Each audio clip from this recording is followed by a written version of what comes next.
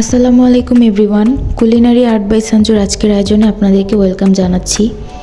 পিঠাপুলির আয়োজনে আজকে আরও একটি খুব মজাদার পিঠা নিয়ে হাজির হয়ে গিয়েছি। এই পিঠাটি বানানো অনেক সহজ এবং খুবই কম সময় লাগে। সংরক্ষণ করে রাখতে পারবেন 1 মাস। তো শুরু থেকে শেষ পর্যন্ত ভিডিওটি দেখবেন, আমি ডিটেলসে শেয়ার করব। তো চলুন শুরু করা যাক। প্রথমে একটি মিক্সিং বোল নিয়ে নিচ্ছি, এতে দিয়ে দিচ্ছি একটি ডিম।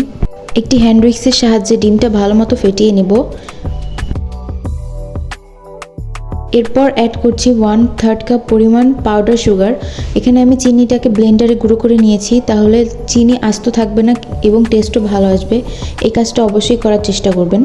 এরপর একটি স্ট্রেনার নিয়ে এতে একে একে সব শুকনো উপকরণগুলো দিয়ে দিব। 1 কাপ ময়দা, 1/2 কাপ চালের গুঁড়ো, স্বাদ মতো লবণ এবং 1/4 কাপ পরিমাণ গুঁড়ো দুধ। আপনারা চাইলে আটা দিয়ে করতে পারেন। খুব ভালো মতো চেলে নিতে হবে। চেলে নেওয়ার মূল উদ্দেশ্য হচ্ছে যেন পিঠার মধ্যে কোনো লাঞ্চ না থেকে যায়। এরপর অল্প অল্প করে রুম টেম্পারেচারে পানি দিয়ে মিক্স করে নিতে হবে। এই পিঠার ব্যাটারটা কিন্তু ঘন এবং পাতলা হয়ে যায়, তাই এটা খুব কেয়ারফুলি করতে হবে। আর এই পিঠাটা বানানো এতই সহজ, আপনারা চাইলে শুধু চালের গুঁড়ো অথবা শুধু ময়দা অথবা শুধু আটা দিয়েও তৈরি করতে পারবেন। ভালো মতো মিক্স করে নিয়েছি। এবার আমি দেখিয়ে দিচ্ছি ব্যাটারের ঘনত্ব কীরকম হবে। দেখুন, এরকম বেশি ঘনও না বেশি পাতলাও না। আপনাদের সুবিধার জন্য আরেকটাভাবে বলে দিচ্ছি, এভাবে চামচ দিয়ে যখন ব্যাটার উঠাবেন তখন দেখবেন একটু একটু করে ব্যাটার পড়ছে, বাট চামচের গায়ে থেকে কিন্তু পুরোপুরি ব্যাটার সরে যাচ্ছে না। তখন বুঝবেন যে ব্যাটারটা একদম বেশি পারফেক্ট হয়েছে। এবার ভেজে নেব। পিঠাটা ভাজার জন্য আমাদের এরকম একটি ছাঁচের প্রয়োজন হবে। এটি আপনারা ইজিলি ক্রোকারিজের দোকানগুলোতে পেয়ে যাবেন। তেলটা এবং ছাঁচটা খুব ভালো মতো গরম করে নিয়ে এরপর ছাঁচটা থেকে ভালো মতো তেল ঝরিয়ে নিব। এরপর যে পিঠার ব্যাটারটা তৈরি করেছি সেখানে ছাঁচটা ডুবিয়ে নিতে হবে। এটা কিন্তু পুরোপুরি ডুবানো যাবে না, তাহলে কিন্তু পিঠাটা খুলে আসবে না। অর্ধেকের একটু বেশি পরিমাণ ডুবিয়ে এরপর সেই গরম তেলে দিয়ে একটু ঝাঁকি দিবেন। এভাবে ঝাঁকি দিলে দেখবেন অটোমেটিক পিঠাটা খুলে আসছে। পিঠাটা ভালো মতো খুলে আসার জন্য একটা টিপস আছে। এখানে তেলটা খুব ভালো করে গরম করতে হবে এবং ছাঁচটাও খুব ভালো করে গরম করতে হবে। অনেকের পিঠা খুলে আসে না বা ভালো শেপে আসে না, সেক্ষেত্রে আপনাদের তেল খুব ভালো গরম হওয়া লাগবে এবং ছাঁচ ভালো মতো গরম হওয়া লাগবে, তাহলে অবশ্যই পিঠা পারফেক্ট হবে।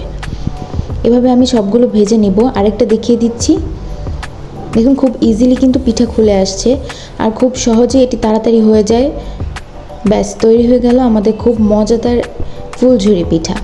এটাকে এক এক অঞ্চলে এক এক নামে ডাকে, তবে আমি এটাকে ফুলঝুরি পিঠা নামে চিনে থাকি।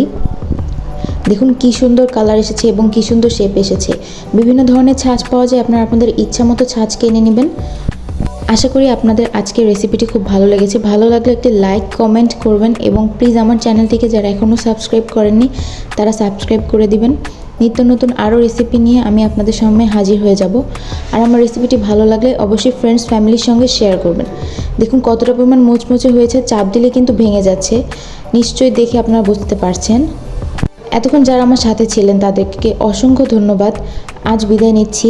আল্লাহ হাফেজ। আসসালামু আলাইকুম।